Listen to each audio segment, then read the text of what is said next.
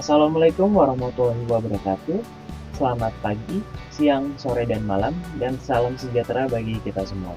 Yang terhormat, Bapak Aditya Pradana SHMH, selaku dosen pengampu mata kuliah hukum acara peradilan tata usaha negara, serta rekan-rekan mahasiswa yang saya banggakan. Perkenalkan, saya Syaki Gifari Ananda dengan NIM E1A024108 dari Fakultas Hukum Universitas Jenderal Sudirman. Pada kesempatan kali ini, saya akan mempresentasikan hasil analisis yuridis saya yang mengangkat tema krusial di bidang pertanahan, yaitu sengketa tumpang tindih sertifikat hak atas tanah dan batas kewenangan absolut PT-UN. Analisis ini akan dibedah secara komprehensif dengan mengambil rujukan pada studi kasus putusan nomor 4 G 2024 PT-UN Yogyakarta. Pemahaman terhadap kasus ini sangat penting agar kita mengetahui sejauh mana instrumen peradilan administrasi mampu memberikan peradilan hukum bagi warga negara. Sebelum kita masuk pada inti materi, saya akan menyampaikan kerangka atau agenda pembahasan kita pada presentasi hari ini. Bagian pertama dari presentasi ini akan mengupas tuntas mengenai duduk perkara kasus di Bantul, yang kemudian dilanjutkan dengan pembahasan latar belakang konsepsi welfare state serta akar permasalahan mengapa tumpang tindih sertifikat bisa terus terjadi di Indonesia. Pada bagian kedua, kita akan masuk ke dalam kisah analisis hukumnya. Kita akan membahas sifat-sifat kewenangan BPN, penerapan asas-asas umum pemerintahan yang baik, batasan jurisdiksi pengadilan, hingga membedah pertimbangan majelis hakim dalam putusan tersebut. Terakhir, presentasi ini akan ditutup dengan tawaran solusi strategis serta tinjauan mengenai problematika eksekusi putusan di PT-UN. Timbulnya kasus seperti ini menyadarkan kita untuk kembali melihat mandat konstitusi negara kita. Berdasarkan pasal 33 ayat 3 UUD 1945, tanah dikuasai oleh negara untuk dipergunakan sebesar-besarnya kemakmuran rakyat. Mandat ini menegaskan bahwa Indonesia menganut konsepsi welfare state atau negara kesejahteraan, di mana pemerintah wajib campur tangan secara aktif demi memberikan jaminan kepastian hukum bagi setiap warganya. Wujud nyata dari campur tangan negara tersebut di bidang pertanahan adalah melalui penerbitan sertifikat tanah. Berdasarkan pasal 1 angka 9 Undang-Undang Nomor 51 Tahun 2009, sertifikat tanah secara mutlak memenuhi kualifikasi sebagai keputusan tata usaha negara. Hal ini dikarenakan wujudnya yang tertulis bersifat konkret dengan menunjukkan fisik tanah tertentu individual karena memuat nama pemegang hak secara spesifik, dan bersifat final, karena langsung menimbulkan akibat hukum kebendaan bagi pemiliknya. Mari kita mulai dengan memahami duduk perkara atau kronologi kasus sengketa lahan di Bantul yang berujung pada putusan nomor 4 G 2024 PT-UN Yogyakarta. Kasus ini bermulai dari klaim hak yang diajukan oleh penggugat, yaitu Bapak Iwan Ernawan. Beliau mendalilkan telah menguasai sebidang lahan secara sah dan yuridis yang dibuktikan dengan adanya sertifikat hak milik yang telah terbit sejak tahun 2003. Namun, permasalahan besar muncul ketika pada tahun 2021, Badan Pertanahan Nasional Kabupaten Bantul justru menerbitkan sertifikat hak milik baru atas nama pihak lain, yaitu Dr. Andes Kusyuliadi, di atas lokasi yang secara fisik tumpang tindih. Akibat dari tindakan BPN ini, penggugat mendapati bahwa luas tanahnya menyusut drastis. Merasa dirugikan oleh kecerobohan pengukuran ini, penggugat akhirnya menempuh jalur hukum dengan melayangkan gugatan pembatalan sertifikat ke PT-UN Yogyakarta. Sebagai badan yang menerbitkan PT-UN, BPN memiliki karakter kewenangan yang sangat spesifik. Dalam hukum administrasi, kewenangan BPN untuk menerbitkan sertifikat diklasifikasikan sebagai kewenangan terikat atau government bertiket. Artinya, pejabat BPN sama sekali tidak memiliki diskresi atau keleluasaan bebas untuk mengambil inisiatif sendiri. Mereka diwajibkan patuh mutlak pada urutan syarat teknis yang ada dalam Peraturan Pemerintah Nomor 24 Tahun 1997. Apabila satu saja syarat prosedural tersebut dilanggar atau dilewati, misalnya tidak ada pengumuman data fisik di kantor desa sebelum sertifikat dicetak, maka produk sertifikat tersebut mengandung cacat hukum yang fatal.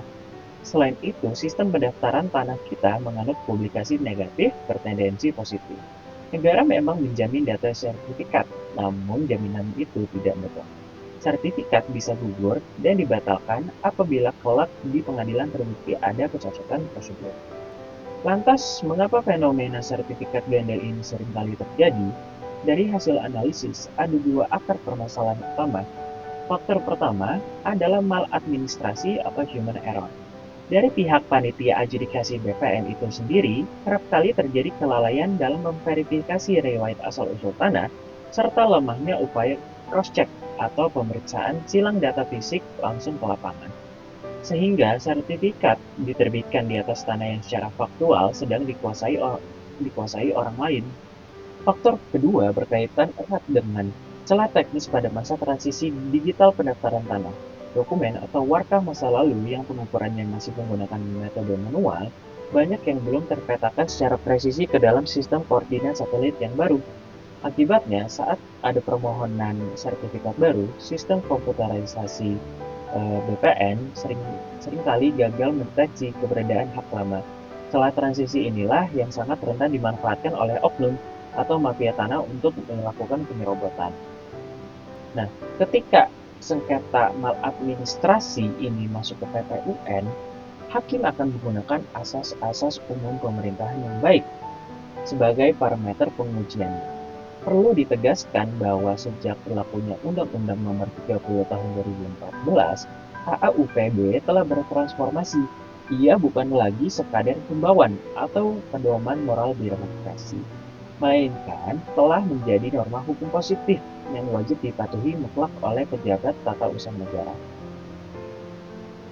Dalam konteks sengketa tanah, ada dua asas yang paling sering menjadi sorotan.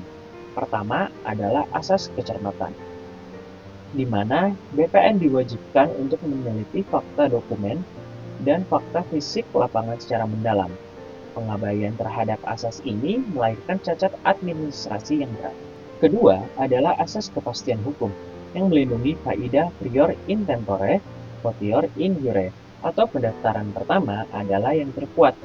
Menerbitkan dua sertifikat di satu bidang yang sama jelas merupakan tindakan sewenang-wenang yang merusak tertib hukum tata negara. Namun, di ruang sidang sering timbul tarik-menarik jurisdiksi. Oleh karena itu, kita harus mendemarkasi secara tegas apa yang menjadi kompetensi absolut PT UN dan apa yang menjadi kewenangan peradilan umum atau pengadilan negeri. Sesuai dengan pedoman jurisprudensi Mahkamah Agung nomor 88 KTUN 1993, PT UN hanya berwenang untuk menguji wilayah legalitas administrasi publik. Artinya, PT UN hanya memeriksa cacat wewenang, cacat prosedur BPN, serta pelanggaran AAUPB. Sebaliknya, jika persoalannya sudah menyentuh aspek kepemilikan keperdataan, maka hal tersebut sepenuhnya menjadi jurisdiksi peradilan umum. PT UN tidak memiliki kewenangan sama sekali untuk menentukan siapa pemilik asli tanah tersebut, menilai keabsahan bukti waris, atau mengadili perselisihan batas perbuatan melawan hukum atau penyerobotan antar warga. Perbedaan fokus material inilah yang sangat krusial dan tidak boleh dilanggar oleh hakim PT UN. Kondisi batas kompetensi ini melahirkan sebuah konsep dalam kepustakaan hukum administrasi yang disebut sengketa prejudisial atau prejudicial gesture.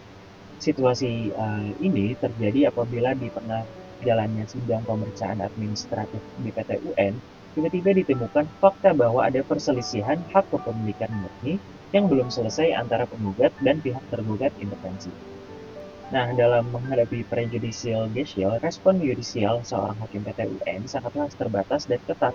Hakim dilarang keras untuk memaksakan diri memutus perkara tersebut. Hakim memiliki dua pilihan, menunda sementara sejalannya sidang, atau langsung menjatuhkan putusan bahwa gugatan tidak dapat diterima atau NO.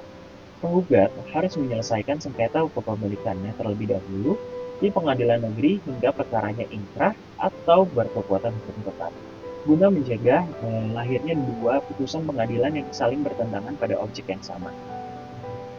Satu syarat krusial lainnya sebelum sengketa dapat disidangkan di PT UN adalah kewajiban menempuh upaya administratif merujuk pada Undang-Undang Nomor 30 Tahun 2014 dan Peraturan Mahkamah Agung Nomor 6 Tahun 2018. Warga negara yang dirugikan oleh sertifikat tanah tidak bisa lagi melompat langsung mendaftar gugatan ke pengadilan. Mereka wajib menyelesaikan ini secara internal di instansi pemerintah terlebih dahulu. Tahapan ini dimulai dari pengajuan keberatan kepada pejabat penerbit keputusan, yakni kepala kantor BPN setempat. Jika hasilnya nihil, dilanjutkan dengan banding administratif kepada atasan pejabat, seperti Kanwil BPN atau langsung ke Kementerian ATR BPN. Kewajiban ini bukanlah formalitas belaka. Jika penggugat mengabaikan langkah ini, gugatannya akan langsung digugurkan di awal melalui prosedur dismisal oleh ketua pengadilan karena dianggap prematur secara hukum. Oke, mengaplikasikan teori-teori tadi, mari kita bedah putusan nomor 4 G 2024 PT UN Yogyakarta. Jika kita telaah posita dari pihak menggugat, argumen utama mereka difokuskan pada kesalahan BPN. Penggugat mendalilkan bahwa panitia BPN bertindak ceroboh, tidak cermat, dan melanggar AUU PB dalam melakukan pengukuran, sehingga mengakibatkan menyusutnya luas tanah milik penggugat secara fisik. Sebagai tangkisan, tergugat dalam hal ini BPN dan tergugat intervensi mengajukan eksepsi yang sangat kuat. Pertama, eksepsi kompetensi absolut, dengan mendalilkan bahwa konflik ini sejatinya adalah sengketa batas lahan antar warga yang menjadi ranah perdata. Kedua, eksepsi error in objecto. BPN membuktikan bahwa berdasarkan penarikan data spasial digital di komputer kementerian, titik koordinat kedua sertifikat tersebut sesungguhnya tidak saling bersinggungan sama sekali. Nah, dalam memberikan pertimbangan hukum, Majelis Hakim PT UN sangat fokus untuk memisahkan benang merah sengketa ini. Hakim bertugas memilah secara presisi apakah kasus ini merupakan kelalaian teknis prosedur pengeluaran sertifikat oleh BPN ataukah di dalamnya syarat dengan sengketa perebutan letak hak keperdataan yang belum tuntas di antara kedua pihak yang bertetangga. Setelah mempertimbangkan seluruh bukti, Majelis Hakim akhirnya menjatuhkan amar putusan niet afhankelijke verklaard atau gugatan tidak dapat diterima. Hakim berkesimpulan bahwa akar perselisihan sejatinya bersumber dari ketidakjelasan letak tanah secara perdata di lapangan. Karena menuntut pembuktian siapa yang letak haknya paling benar, perkara ini dinyatakan menabrak batas kompetensi absolut dan merupakan wewenang pengadilan negeri untuk menyelesaikan terlebih dahulu.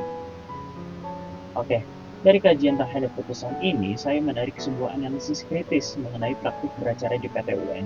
Putusan ini memberikan penegasan bahwa pengadilan tata usaha negara harus selalu teguh dan konsisten dalam menjaga batas dinding jurisdiksinya.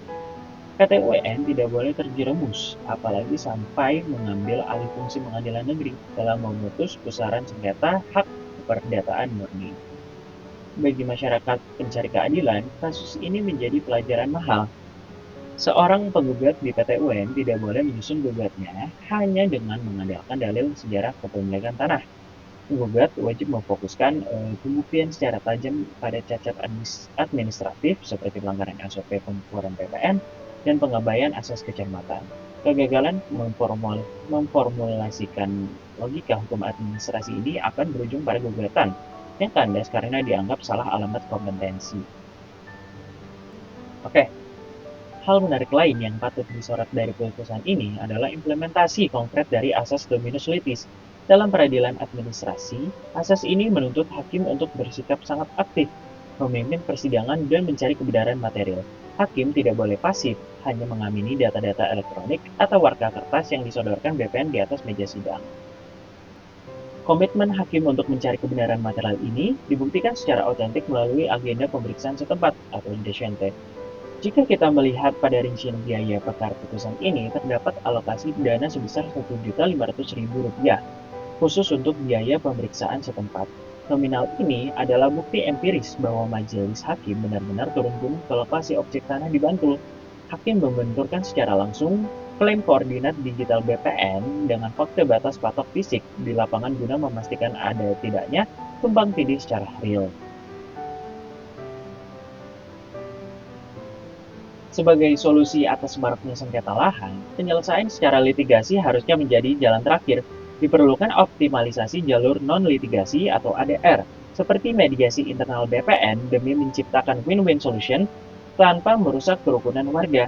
Di sisi pencegahan, sinergi lintas sektoral lewat keberadaan Satgas Anti Mafia Tanah sangat strategis untuk memberantas oknum yang secara sistematis memanipulasi warga pendaftaran tanah sejak dari hulu.